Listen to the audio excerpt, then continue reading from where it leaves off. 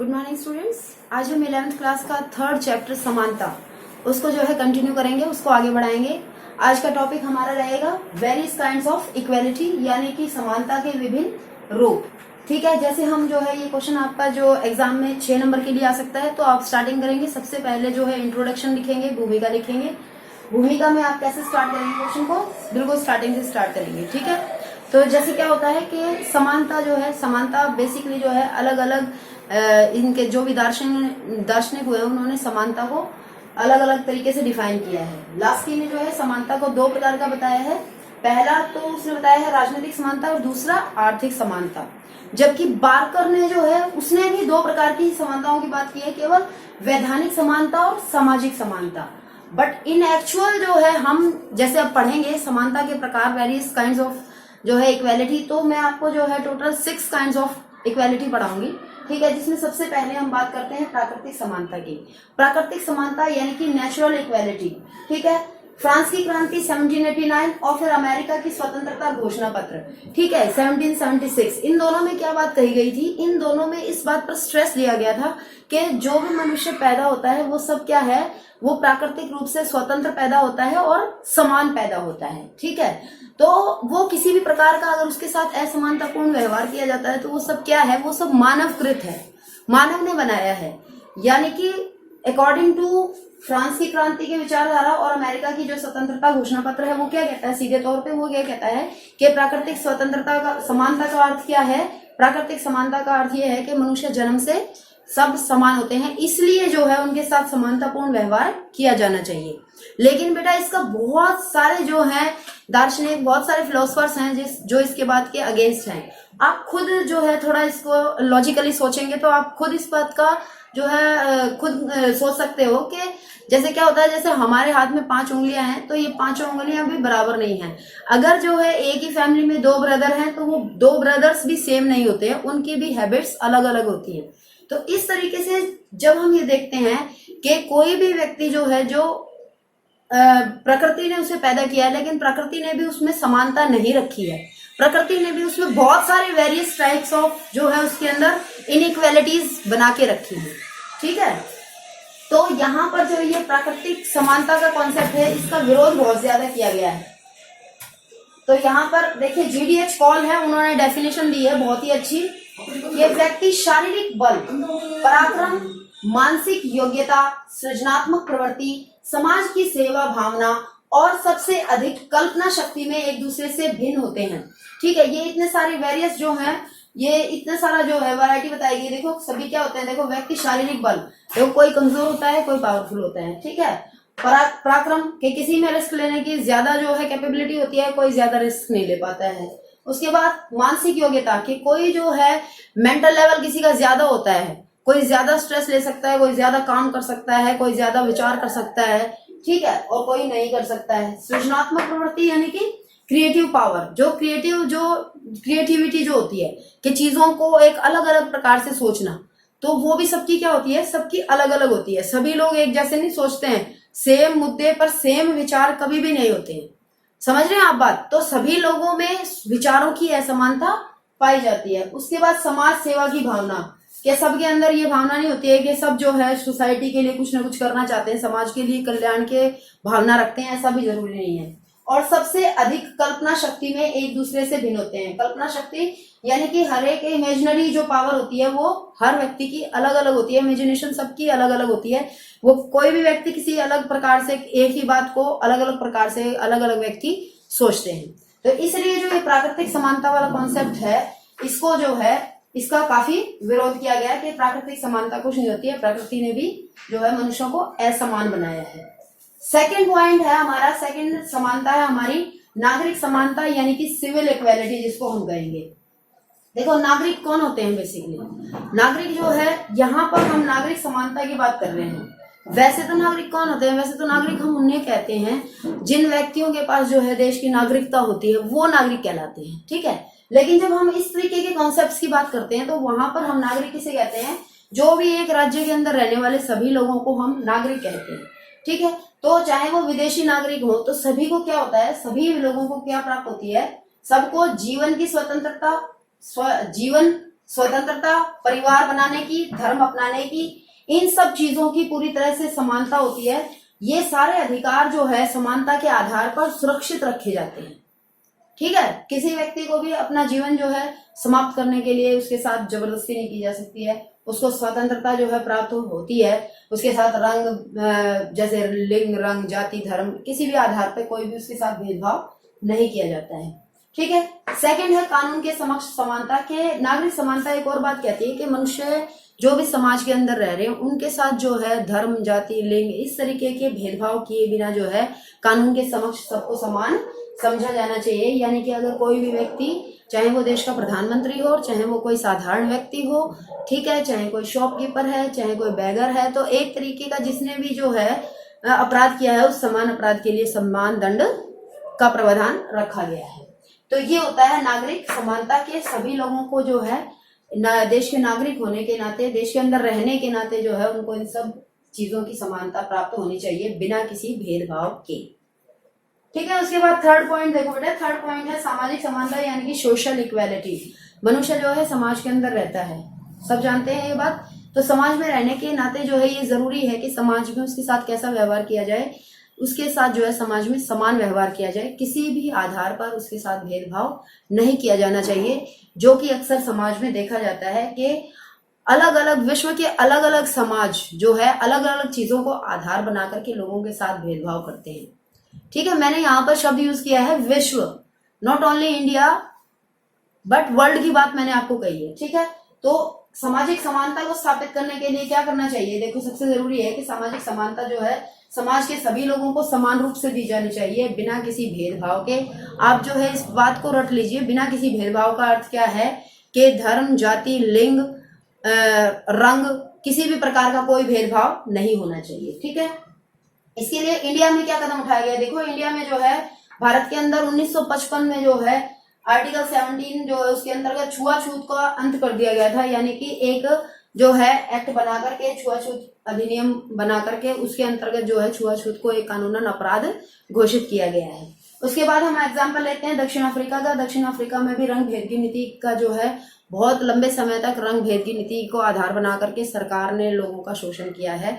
उसको भी जो है 1991 में समाप्त कर दिया गया था। रंग भेद की नीति को समाप्त करवाने के लिए जो है 27 ईयर्स तक नेल्सन मंडेला जेल में रह करके आए और उन्होंने अपने जीवन में जो है उनका एक ही उद्देश्य था कि लोगों के साथ जो है ये नीति जो उनके साथ जो है दक्षिण अफ्रीका में काले गोरे का भेदभाव करके जो उनके साथ व्यवहार हो रहा है उसको पूरी तरह से खत्म किया जाना चाहिए। ठीक है, जब इस तरीके का, मेरा कहने का मतलब आप समझ रहे हैं, यहाँ पर जब किसी भी चीज को आधार बना करके, ठीक है, जैसे छुआछूत में जाति को आधार बना करके असमान व्यवहार हो रहा है, यहाँ पे रंग को अपना करके असमान व्यवहार हो रहा है दक्षिण अफ्रीका के अंदर रंग को के काले गोरे का भेदभाव। तो थर्ड में है अमेरिका के अंदर नागरिक अधिकार आंदोलन चलाया गया था 1965 में के लिंग के आधार पर, जैसे महिलाओं को जो है वोट का अधिकार नहीं था, पुरुषों को वोट का अधिकार था। इस तरीके से जो है इस वोटिंग बिहेवियर को ठीक करना। उसके अलावा काले गोरे का भी वहां पर रेसिज्म जो है वहां पर भी था रेसिज्म का सिस्टम, तो उसको भी खत्म करने के लिए जो है नागरिकों ने जो है आंदोलन चलाया था। तो इस तरीके से जो है सोशल इक्वलिटी समाज के अंदर बहुत इंपॉर्टेंट जो है स्थान रखती है।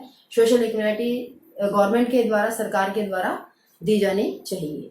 हाँ जी, चौथी समानता देखिए, चौथी समानता है राजनीतिक समानता यानी कि पॉलिटिकल इक्वलिटी। ठीक है, पॉलिटिकल इक्वलिटी क्या कहती है? सबसे पहले तो क्या होता है कि समाज के अंदर जो है जो हमारा संविधान है, ठीक है, देश के अंदर जो संविधान है और जो कानून है उसकी दृष्टि में क्या होना चाहिए? उसकी दृष्टि में जो है लोगों को जो है समान समझने के लिए कुछ राजनीतिक अधिकार दिए हैं कि हमारा संविधान लोगों के अंदर समानता स्थापित करना चाहता है, इसलिए कुछ राजनीतिक समानता के अंतर्गत कुछ जो है हमको अधिकार दिए गए हैं, जैसे वोट का अधिकार। ठीक है, कोई भी व्यक्ति जिसकी आयु 18 वर्ष से ऊपर है, ठीक है, उसको बिना किसी भेदभाव के वोट का अधिकार दिया जाना चाहिए। लेकिन वो पागल या दिवालिया नहीं होना चाहिए, ठीक है, वो देशद्रोही नहीं होना चाहिए, ऐसे व्यक्ति को वोट का अधिकार नहीं है। ठीक है, वो मानसिक रूप से जो है स्थिर होना चाहिए, वो मानसिक रूप से वो पागल नहीं होना चाहिए।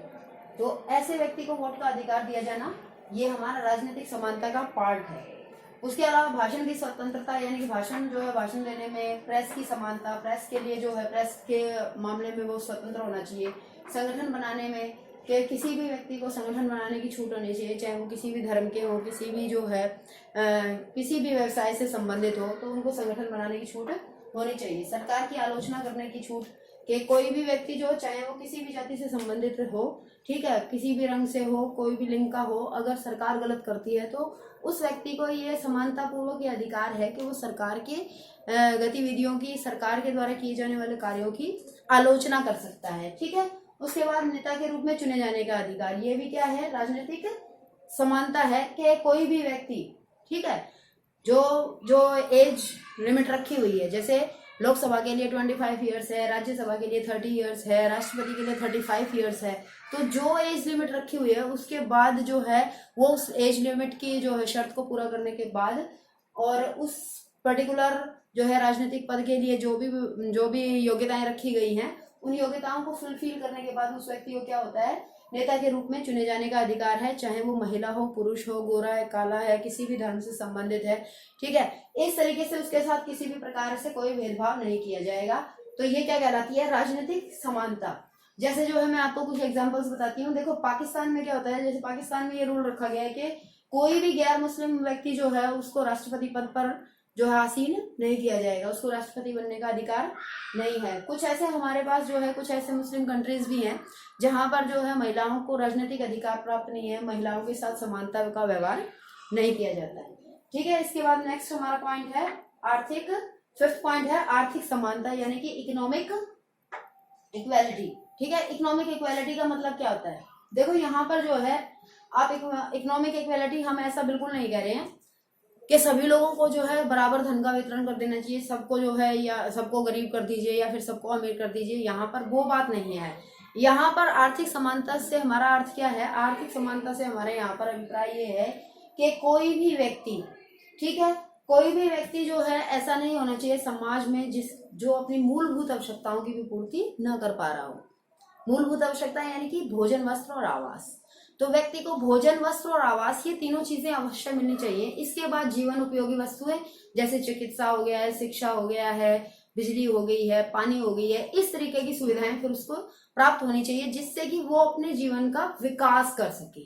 ठीक है, तो इस तरीके से आर्थिक समानता क्या है, समाज के अंदर बहुत ज्यादा जरूरी है। इकोनॉमिक जो है इक्वालिटी होनी चाहिए। अगर इकोनॉमिक इक्वालिटी होगी, अगर लोग आर्थिक रूप से सक्षम होंगे, तभी वो जो है अपनी अन्य समानताओं के और स्वतंत्रताओं के लाभ उठा सकेंगे। इसमें हम बात किस किस चीज की करते हैं, बेसिकली इसमें हम बात करते हैं कि सबसे पहले आर्थिक विषमता की समाप्ति की जानी चाहिए, यानी कि समाज के अंदर बहुत ज्यादा अमीर और बहुत ज्यादा गरीब का डिफरेंस नहीं होना चाहिए। दूसरी बात हम करते हैं कि काम पाने तथा वेतन पाने का अधिकार, कि सभी व्यक्तियों को जो है रोजगार मिलना चाहिए। ठीक है, उनको रोजगार मिलने का अधिकार होना चाहिए। प्लस में जो है उनको बंधुआ मजदूर वाला व्यवहार उनके साथ नहीं होना चाहिए। उनको वेतन भी मिलना चाहिए, अगर उन्होंने काम किया है तो उनको उसका वेतन भी मिलना चाहिए। तीसरी बात कहते हैं कि संपत्ति का न्यायपूर्ण वितरण होना चाहिए। जैसे कि आप ऑलरेडी समझ चुके हैं कि संपत्ति का न्यायपूर्ण वितरण का क्या अर्थ होता है कि समाज के अंदर जो है संपत्ति इस तरीके से नहीं होनी चाहिए कि कुछ लोग बहुत ज्यादा अमीर हो, कुछ लोग बहुत ज्यादा गरीब हो। तो न्यायपूर्ण वितरण का मतलब कि जिसकी जैसी योग्यता है, जिसका जैसा कार्य है, उसको उसके अकॉर्डिंग जो है वेतन प्राप्त होना चाहिए। उसकी इकोनॉमिक कंडीशन उसके अनुसार जो है बेहतर होनी चाहिए कि भाई जो जैसा कार्य कर रहा है उसको उसके हिसाब से पैसे मिलने चाहिए, वेतन मिलना चाहिए। उसके बाद फोर्थ है कालाबाजारी और मुनाफाखोरी का विरोध, क्योंकि जो है ये पॉइंट किसकी तरफ इंडिकेशन करता है, ये वाला पॉइंट इंडिकेशन करता है पूंजीपति वर्ग की ओर, कि पूंजीपति वर्ग जो है पूरी मार्केट को कंट्रोल करने के लिए, पूरा जो है व्यापार का जो है ढांचे को जो है अपने हाथों में रखने के लिए ऐसे करते हैं कि मार्केट के अंदर जो है डिमांड और सप्लाई जो होती है उसका जो है इस तरीके का एनवायरनमेंट क्रिएट कर देते हैं कि सब कुछ जो है गलत तरीका होता है, झूठी डिमांड, झूठा सप्लाई, और जिसकी वजह से क्या हो जाता है, इन सारी चीजों की वजह से बाजार में कालाबाजारी, यानी कि चीजें जो है मार्केट में मिलती नहीं है, अवेलेबल नहीं हो पाती हैं। जब उनकी बहुत ज्यादा डिमांड होती है तो वो अवेलेबल नहीं होती है, और जब वो अवेलेबल होती हैं तब उनकी कीमतें इतनी ज्यादा होती है कि कुछ ही लोग उसको प्राप्त कर पाते हैं। तो तब वो क्या करते हैं, मुनाफाखोरी, यानी कि वो मुनाफाखोरी के चीजों को इस तरीके से स्टॉक कर लेते हैं ताकि बाजार में उनकी डिमांड लगातार बढ़ती रहे, और जब उनकी डिमांड इतनी ज्यादा बढ़ जाती है तब वो सामान को निकालते हैं, और वो भी बढ़े हुई कीमतों पर। ठीक है, तो इस तरीके से जो है ये सब चीजें मार्केट, ये सब चीजें समाज के अंदर नहीं होनी चाहिए। ये सब चीजें समाज के अंदर नहीं होंगी तो ही आर्थिक समानता पाई जाएगी। ठीक है। आर्थिक विषमता नहीं होनी चाहिए, रोजगार सबको मिलना चाहिए, सबको वेतन मिलना चाहिए, संपत्ति का न्यायपूर्ण वितरण होना चाहिए और कालाबाजारी और मुनाफाखोरी खत्म होनी चाहिए मार्केट के अंदर से, तभी जो है आर्थिक समानता उपलब्ध होगी। ठीक है। इसके बाद हमारा नेक्स्ट है सिक्स्थ शैक्षणिक समानता, यानी कि जो एजुकेशनल इक्वेलिटी। शैक्षणिक समानता का क्या अर्थ है? देखो बेटा, शिक्षा ये क्या होती है? शिक्षा जो है आज के समाज में शिक्षा का बहुत अधिक महत्व हो गया है। अगर शिक्षित नहीं है तो आप आप समझ लीजिए कि अगर आप शिक्षित नहीं है तो आप समाज में के योग्य ही नहीं है। ठीक है। तो अगर हम बात करते हैं प्रजातांत्रिक शासन प्रणाली की, तो प्रजातांत्रिक शासन प्रणाली में जो है शिक्षा को सर्वोपरि माना गया है, क्योंकि शिक्षित व्यक्ति ही जो है ये समझ सकता है कि प्रजातंत्र में वो किस तरीके से अपने अधिकारों का उपभोग कर सकता है, कैसे जो है वो जो है अपने आप को विकसित कर सकता है और बेहतर तरीके से। तो शिक्षा का विशेष महत्व है। तो शैक्षणिक समानता में हम पहले वही बात कहेंगे कि बिना किसी रंग भेद, जाति, कोई भी किसी भी प्रकार का कोई भेदभाव नहीं होना चाहिए और सबको शिक्षा का समान अधिकार मिलना चाहिए। ठीक है। तो शिक्षा जो है सबसे पहला पॉइंट जैसे मैंने डाला है कि शिक्षा प्रजातंत्र का आधार होता है, कि अगर आप प्रजातंत्र को सफलतापूर्वक सक्सेसफुली रन करना चाहते हैं, सक्सेसफुली इसको चलाना चाहते हैं, तो इसके लिए प्रजातंत्र जो है उसमें शिक्षा जो है एक महत्वपूर्ण रोल अदा करती है। सेकेंड है व्यक्ति अपनी प्रतिभा और योग्यता का विकास। अगर जो है व्यक्ति शिक्षित होगा तभी वो अपनी प्रतिभा और योग्यता का विकास कर सकता है। वो जो है अपने अंदर, उसके अंदर कोई हुनर है तो उसको ऊपर तभी ला सकता है वो, अगर वो शिक्षित है तो। ठीक है। उसके बाद ये शिक्षा का, जैसे मैंने आपको बताया कि किसी भी प्रकार का भेदभाव किए बिना जो है शिक्षा प्रदान की जानी चाहिए। तो इसके लिए इंडिया क्या करता है? इंडिया के अंदर जो है हमारे फंडामेंटल राइट्स, हमारे मौलिक अधिकार हैं, उसके अंतर्गत आर्टिकल 29 एंड 30 दो दिए गए हैं, जिसमें शैक्षणिक एवं सांस्कृतिक समानता की बात कही गई है, स्वतंत्रता की बात कही गई है। तो वहां पर समानता स्थापित करने की कोशिश की गई है।